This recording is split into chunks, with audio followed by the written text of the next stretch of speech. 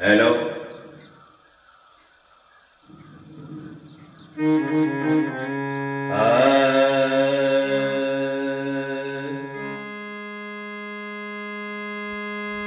नमो नमो गुरुदेव को तो साधु स्वरूपी देव आदि अंत गुण काल की तो जानन हर भी तुम्हारू तन मन धन सबे पद पर भवने हार युगनंत जो कुछ मुरे बिन गुरु नहीं सीता। तो बोलिए श्री सतगुरुदेव की जय, संत समाज की जय, भक्ति समाज की जय। विश्व वंदनीय संत सम्राट बंदी छोड़ सतगुरु कबीर देव जी प्रातः स्मरणीय मेरे आध्यात्मिक जीवन के संपोषक सतगुरु श्री स्वर्ण देव जी व मंच आसी अर्चनीय वंदनीय संत समाज धर्म प्रेमी बंधुओं शक्ति स्वरूपा माताएं व बहन नन्हे मुन्ने प्यारे प्यारे बच्चों, आप सभी के हृदय मंदिर में निवास करने वाले चेतन देव को दास का त्रैबार साहे बंदगी साहे बंदगी साहे। धर्म प्रेमी बंधुओं, संचालक महोदय जी ने दास को भी आदेश किया कि आपकी सेवा में कुछ गद्य या पद में निवेदन प्रस्तुत करूं। अगर दास से कोई त्रुटि हो जाती है तो मैं अपनी गलती का भरसक सुधार करूंगा। बंधुओं, आज का अवसर बड़ा ही शुभ है जो कि हम सब यहाँ पर आकर एकत्रित हुए। आपका और हमारा दर्शपर्श हुआ, बड़े सौभाग्य की बात है। तो आइए देरी न करते हुए सतगुरु के चरणों में एक छोटी सी रचना जो कि हमने उत्तर भारतीय शास्त्रीय संगीत पद्धति के अनुसार थाट कल्याण राग यमन से सुशोभित किया गया है। राग यमन में जाति जो लगती है वो संपूर्ण लगती है, अर्थात सातों स्वर आरों में सातों स्वर औरों में लगते हैं। कोड मेजर होगा, वादी स्वर गंधार होगा, संवादी स्वर निषाद होगा। बात करें स्वरों की तो राग यमन में स्वर शुद्ध मध्यम को ना लगा करके तीव्र मध्यम लगता है और सारे शुद्ध लगेंगे। सप्तक मध्य रहेगा। मांद्र सप्तक में शुद्ध निषाद का प्रयोग किया जाएगा। सकेल हमारी सी शार्प होगी अर्थात पहली काली, और तरज होगी नबिया वैद्य क्या जाने रे दिल की बीमारी है। इस तरह पर आधारित सतगुरु के चरणों में अगली रचना। तो पहले राग यमन का चलन, बाद में भजन का आनंद।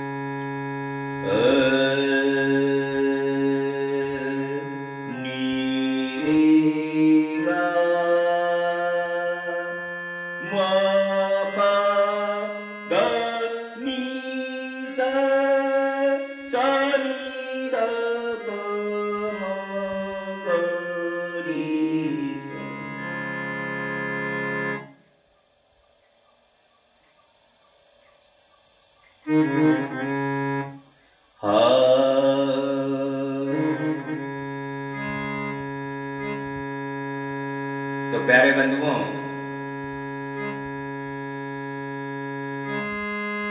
दरी कहीं ढूंढे कहीं वस्तु न आवे हाथ, वस्तु तो तभी मिले जब पारख रखे साथ। तो प्यारे बंधुओं, सतगुरुदेव कहते हैं दरी कहीं ढूंढे कहीं वस्तु न आवे हाथ, वस्तु तो तभी मिले जब पारख रखे साथ। सतगुरुदेव इशारा करते हैं उस अल्लाह खुदा परमात्मा गॉड के बारे में कि हम उस अल्लाह खुदा परमात्मा गॉड को बाहर ढूंढते हैं। कई मंदिरों में, मस्जिदों में, गुरुद्वारों में, गिरजाघरों में, पहाड़ों में, कांटों पर, गुफाओं में, पानी में, अग्नि में, तीर्थों में, मूर्तों में ढूंढ रहे हैं, परंतु वो परमात्मा अल्लाह खुदा गॉड वहां नहीं। इसलिए कहते हैं कि धड़ी कहीं ढूंढे कहीं वस्तु ना आवे हाथ, वस्तु तो तभी मिले जब पारक प्राप्ति साथ। तो कहीं है और हम ढूंढ कहीं रहे हैं। यहाँ पर एक दृष्टांत के अनुसार एक बताते हैं कि एक बुढ़िया माता अपने घर के आंगन में सिलाई मशीन से कपड़े सिल रही थी। सीलते सीलते शाम हो गई और माता जी की सुई हो गई। माता जी ने दीपक जलाया और बाहर गलिहारे में आके कभी इधर चक्कर लगाती है, कभी उधर चक्कर लगाती है, कभी इधर चक्कर लगाती है, कभी उधर चक्कर लगाती है। ऐसे करते करते घंटों हो गए, परंतु सुई नहीं मिली। अकस्मात वहां से एक साधु निकलता है तो माता जी को देखकर वो पूछता है कि माता जी आपका क्या खो गया।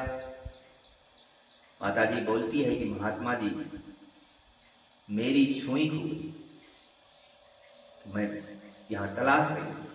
साधु ने कहा क्या कर रही थी? बोलो मैं सिलाई मशीन से सिलाई कर रही थी। कहाँ? बोला आंगन में। महात्मा ने कहा कि माता जी आपकी सुई आंगन में हुई है, इसलिए आप वहाँ आंगन में जाइए और प्रकाश से आपको सुई मिल जाएगी। यहाँ बाहर नहीं मिलेगा, क्योंकि सुई आपकी आंगन में हुई है, इसलिए आप बाहर ढूंढ रही है तो आपको मिलने वाली नहीं। वहाँ जहाँ हुई है वहीं जाइए। तो अर्थात ये उदाहरण है। तो हम ईश्वर अल्लाह खुदा परमात्मा को बाहर ढूंढते हैं और अपने हृदय में नहीं ढूंढते, अपने अंदर नहीं ढूंढते, अपने विषय विकारों की बुराइयों को न ढूंढते और उसको ढूंढते हैं। तो इसलिए कहा है पद के द्वारा। तो आइए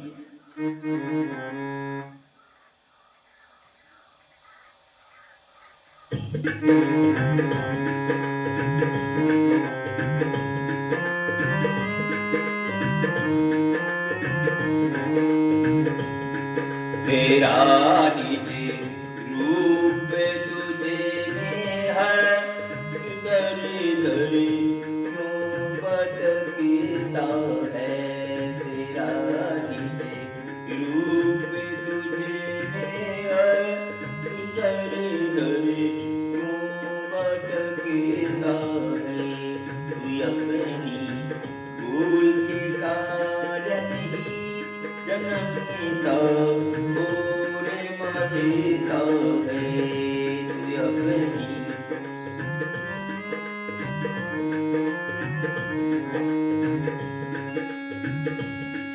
तू अपनी भूल के कारण ही जन्मता और मरता है, जन्मता और मरता है।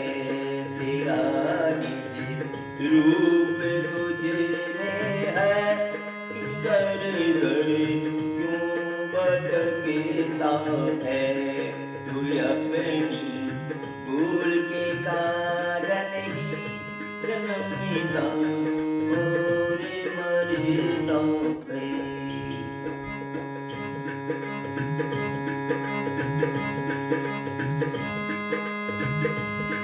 तुझे तने लगता प्यारा है, भोग तुझे को लगे प्यारा। तुझे तने लगता प्यारा है, भोग तुझे को लगे प्यारा। जो मन से है तेरे अपने न कोई साथ मरता है। तेरा निज रूप तुझे में है, दर दर क्यों भटकता है।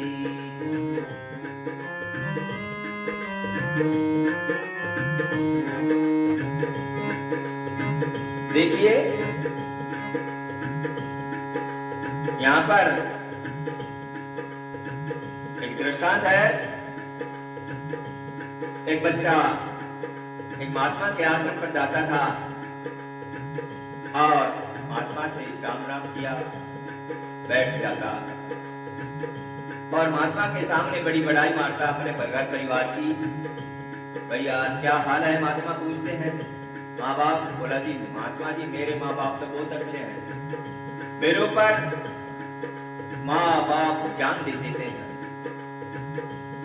घर परिवार भी बड़े अच्छे हैं, मेरे को तक देखे बगैर खाना नहीं खाते। इसलिए जब वो जाता महात्मा के घर पर, जब ही बड़ाई मारता घर की, एक दिन महात्मा ने सोचा कि देखें कितना तेरे घर परिवार के तेरे को प्यार करते हैं। तो महात्मा ने कहा भाई तू वैसे ही व्रत है, झूठ बोल रहा है, ऐसा कोई नहीं है। बोला नहीं महात्मा जी। बोला तो आज शर्त लगाइए, मैं जैसे कहता हूँ वैसे करिए, आपको पता चल जाएगा कौन तेरे को कितना चाहता है। महात्मा ने युक्ति बताई, अब तू घर जाके अपने आप को बेहोश करके पड़ जाना, फिर देखना क्या होता है, घर परिवार का पता चल जाएगा कौन तेरे से कितना प्यार करता है। इसलिए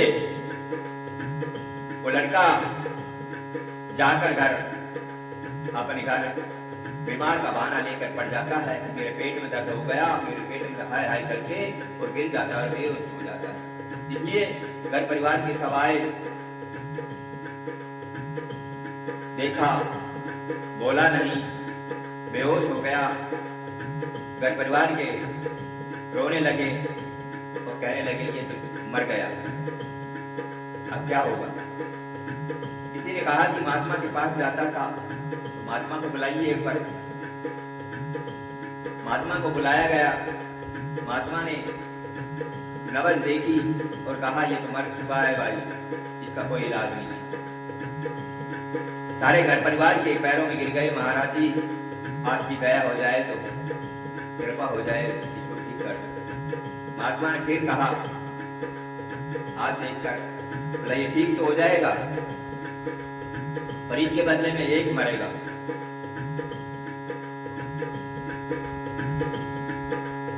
और महात्मा ने कहा कि एक गिलास पानी लाओ। पानी लाया गया, उसमें महात्मा ने थोड़ा सा अपनी तरफ से बबूती डाल दी और मिला दिया और कहने लगा कि जो इस गिलास को पानी पी लेगा वो मर जाएगा और ये जी जाएगा। तो धीरे धीरे वो गिलास महात्मा ने आगे बढ़ाया, पहले पिता की तरफ बढ़ाया कि आप इनके पिता हो, मैंने बहुत उम्र जी लिया है, आपकी उम्र अब जाने लायक है, तो आपका कोई शौक भी नहीं होगा, आप पी लीजिए, आपका जवान बच्चा है, खड़ा हो जाएगा, जी जाएगा। उसने दुनिया देखी नहीं। पिताजी ने कुछ देर सोचा और कहा कि महाराज जी मरने वाला मर गया, मैं क्यों मरूं? मेरे 4 लड़के थे, 3 और हैं, कोई बात नहीं, मर जाने। महात्मा ने वो गिलास माता जी की तरफ किया। माता जी ने कहा कि आपने 9 महीने इसको पाला, पोसा, बड़ा किया, आप मर सकती हैं, तो आप इसे गिलास पानी पी लिए और ये जी जाएगा, आप माता ने कहा कि महाराज जी मरने वाले के पीछे कोई नहीं मरता, इसलिए मरने दो, 3 लोग और है। ऐसे करते करते ये क्रिया सभी के साथ किया गया, भाइयों के साथ किया गया, पर तो भाई भी मना कर गई। नंबर आया घरवाली का, तो घरवाली ने कहा तू मर जा तो तेरा आदमी जीता है। घरवाली ने कहा महाराज जी वैसे मैं बहुत तकलीफ पाती थी, ये रोज दारू पी कर घर आता था, मेरे को मारता था, पीटता था, फलाना करता था, बिगड़ा करता, मैं पहले ही दुखी थी इससे, और मर गया तो बहुत अच्छा है। अब मैं सुख से 2 रोटी तो खा लूंगी और कुछ नहीं तो संसार में बुढ़ापा विधवा पेंशन बन जाएगी, जिससे मेरा गुजारा हो जाएगा, कमाता भी नहीं। अब ये सुनकर महात्मा ने कहा तो भाई ठीक है, अगर आप कह दो तो मैं पी लूं। तो सभी पैरों पर गिर गए कि महाराज जी आपकी तो कोई बात नहीं, आप मर जाएंगे तो और महात्मा आ जाएगा आश्रम पर, ये जी बात। तो ये तो एक दृष्टांत था समझाने के लिए, और महात्मा ने उस लड़के को उठा दिया और कहा खड़ा हो, देख तू क्या कहता था कि मेरे अपने इतने हैं, अपने इतने हैं, कोई किसी का नहीं है। चल, लड़के ने वहीं से देख लिया कि कोई किसी का नहीं है, सब स्वार्थी है, मतलब ही है। वहीं से उठकर महात्मा के साथ चला गया और कहने लगा कि मैं अब तो महात्मा नहीं गया हूं, अब मैं आश्रम में ही रहूंगा। कवि से त्याग कर दिया। तो यहाँ तेरा निज रूप तुझे में है, दर दर क्यों भटकता है, तू अपनी भूल के कारण ही जन्मता और मरता है।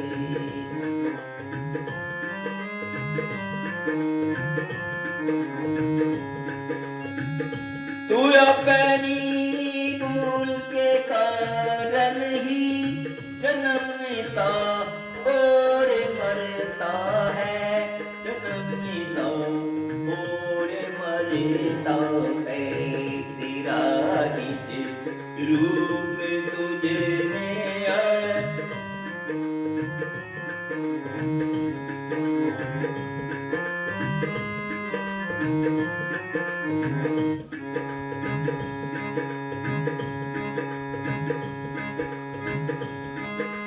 कोई मजहब नहीं कहता, तू ही निसा कर बुराई कर।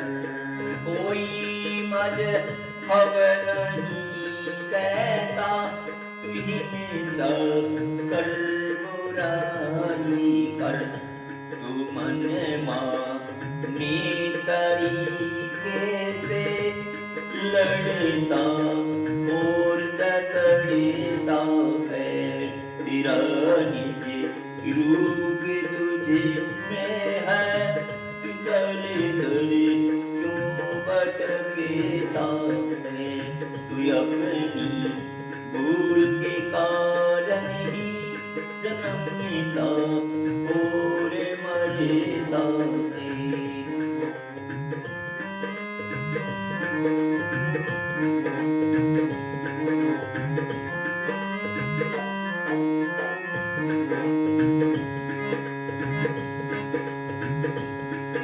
तू अपनी भूल के कारण ही जन्मता और मरता है, जन्मता और मरता है।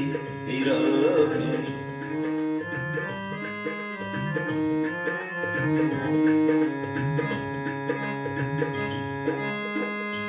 बुरे पर तू बुरा करता, बुराई से नहीं डरता। बुरे पर तू बुरा करता, बुराई से नहीं डरता।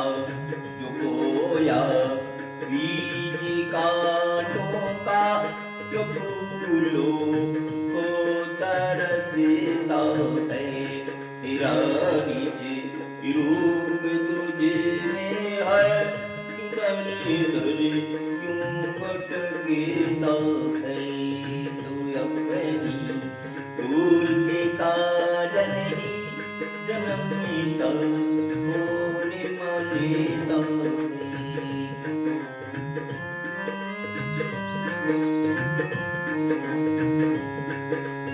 तू अपनी भूल के कारण ही जन्मता और मरता है, जन्मता और मरता है। तेरा निज रूप तुझे में है, दर दर क्यों भटकता है।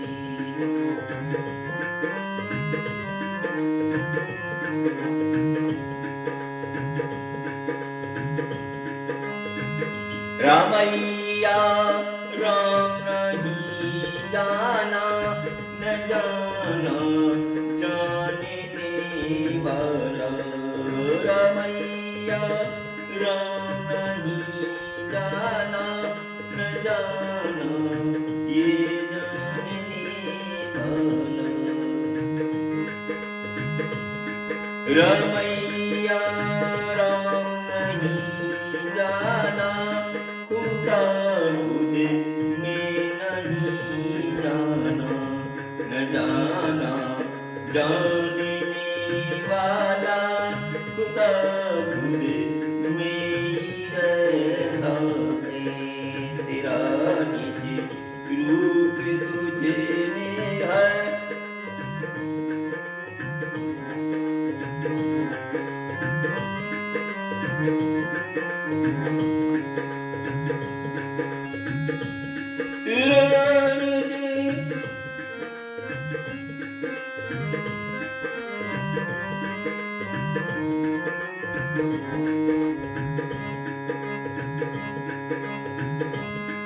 अनादि से तू भूला है, सद्गुरु की शरण में आ। अनादि से तू भूला है, सद्गुरु की शरण में आ। कर में कर भला अपना, ये मौका तू गवाता है।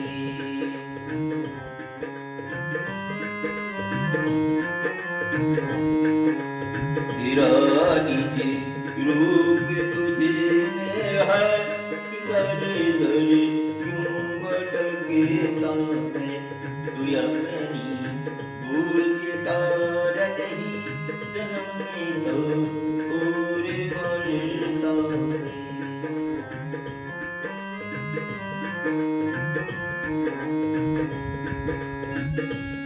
तू अपनी भूल के कारण ही जन्मता और मरता है, जन्मता और मरता है। तेरा निज